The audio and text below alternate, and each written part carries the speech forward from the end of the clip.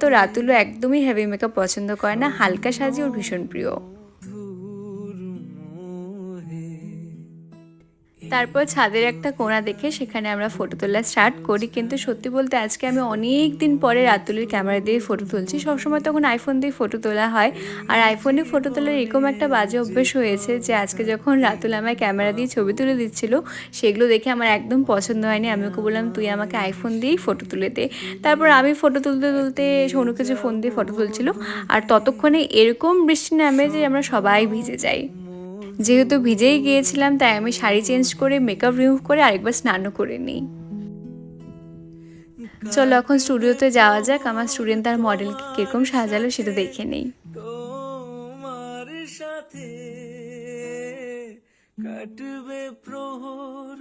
আমার যে স্টুডেন্ট আজকে এই মডেলকে সাজিয়েছে ও হচ্ছে আমার লাস্ট ব্যাচের স্টুডেন্ট। আর দেখো একা হাতে